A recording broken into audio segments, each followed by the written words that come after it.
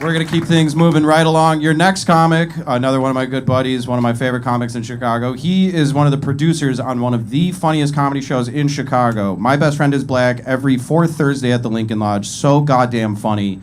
Buy tickets to that. Laugh at his jokes right now. Start clapping right now. Lose your fucking minds. Marcus Banks, everybody.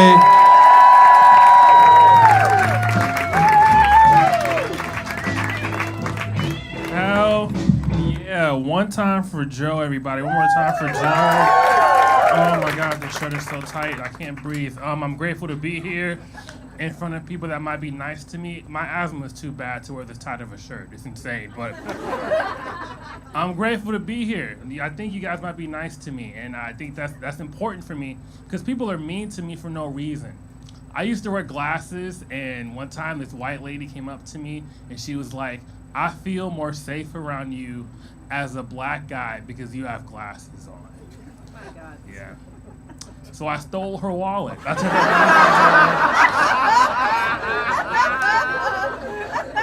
she never saw it coming. She had no idea. She had no clue. Worked out for me. That's pretty good. I'm trying to be a good person. No, I'm trying to be more politically active in my life. But it's difficult when you do comedy and you have a job. I don't have any time. So I have to give back in small ways, to give back by doing little things. For example, whenever a white person opens the door for me, I whisper, that's the least you can do. And then I run away. That's how I return the favor. Martin Luther King would be proud of me. I know he would. He is proud of me right now. I work at a museum. That's my day job. I work at a museum. I like it, except for the fact that I have to help out with field trips, and therefore I have to help out with children. Every child in the United States is fucking disgusting. Every single one. 100% of them. I don't care if you have nieces, nephews, kids. Anyone have kids in here? Fuck them. I hate all those kids. They're so nasty. I saw a child pick up a piece of bologna off of the ground, look at his friend and say, I'll eat this for $5. I'm the adult. I had to barge in. I was like, I'll eat it for $4. I'll eat it right now. I'll gobble that shit up. It was so good. Had that on the floor zest to it. I liked it. I live with my girlfriend. It's a good time. Here's the thing. I do this and work at a museum, so she is the breadwinner of the situation. That's okay with me. But I was talking to my mom, and I was like, you know what, Mom? Fuck all these gender norms. Fuck all these societal norms that suggest that the man has to make all the money. That's fucking stupid. We need to queer our perspective on relationships and open up our minds to different social dynamics. And my mom looked directly at me and was like, nigga, if you broke, just say that. Just say those words. Put the thesaurus away. What the fuck is queering a relationship? If you need money, just ask for it. So I did, and I got this shirt. So that worked out for me. Just gotta be honest, and you'll get stuff. It worked out for me. I don't know, the relationship was great. Last August, we went to Costa Rica on her dollar. It was great. I got flued out. I feel like a bad bitch the entire time. It's good. I feel like anyone, any gender could be a bad bitch. Here's the thing. I was scared to be in Costa Rica because it was my first time out of the country. And I took all of my south side, from the south side of Chicago, took all of that trauma from being from the south side of Chicago to Costa Rica. And I don't even get mad at myself for it because I've had some insane things happen to me. One time I was in a bus and this dude was yelling violent rappers like, I will kill you, rap lyrics. And everyone on the bus was pretending like nothing was happening, but something was happening. And at one point, dude's ass is like, that's why your granny dead? Because she ain't got no friends. I'm like, nigga, what song is that? Who rapped that? Where did that come from? It's terrifying stuff. One time I got robbed on a first date at gunpoint, which is so fucked up because the date was so good. It was such a good time. We were making out, having fun. We got to the point where we started talking about Satanism. Typically a red flag. But she was making some good points. She was making strong points. She's talking about how God was an asshole in heaven, right? And Satan stood up to God. And Satan got the angels on his behind him and was rebelling against God. He was the Malcolm X of heaven. And then God didn't fuck with that and banished Satan to hell. And I was like, holy shit, that's crazy. I was a Satanist for like 30 minutes. I was in there. And then I fucked around and got robbed, which shows that God is not only real, God is petty as fuck. God is not playing with y'all at all. I love you. I don't mean it. You're amazing. Satanism is actually pretty fascinating, though. I don't mean it. Satanism is actually pretty fascinating. I was watching a documentary, and there's like, about Satanism, right? And they were complaining about how there's this like statue of Moses in front of this government building in Virginia. And they thought that was fucked up because it's like, you gotta separate church and state.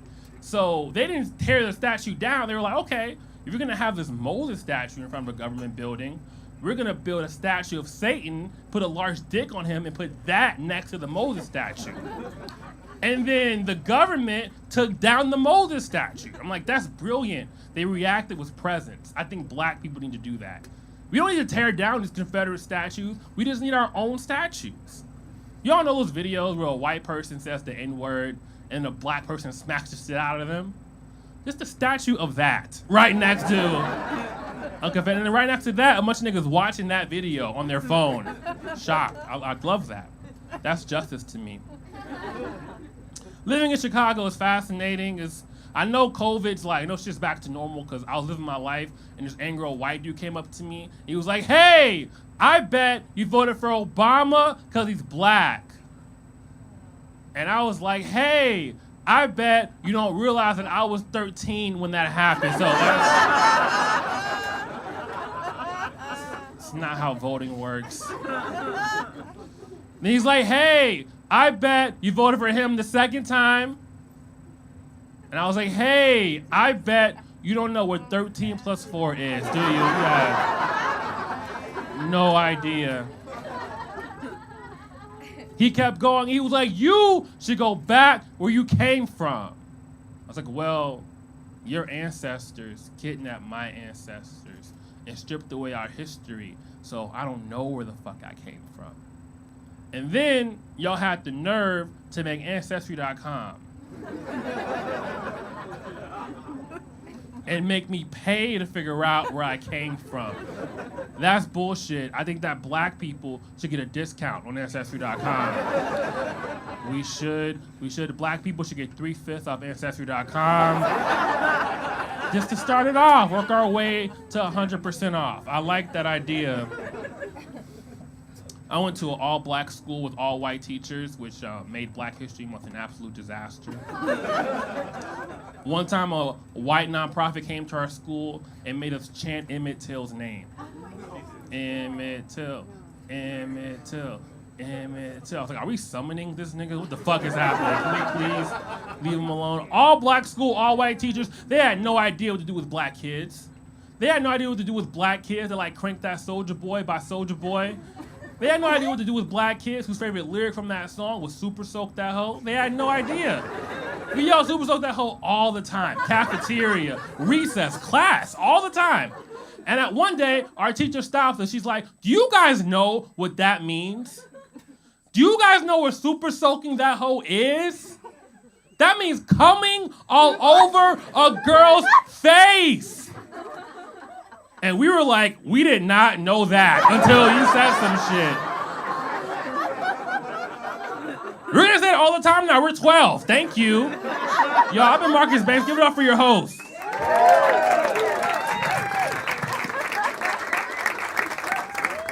Marcus Banks, everybody, let him hear it. That's how I know I'm like exactly like 3 years older than Marcus, because I have the exact same story, but it wasn't Super Suck That Hoe, it was Skeet Skeet Skeet from the... It was the exact same thing. One more time for Marcus Banks, everybody.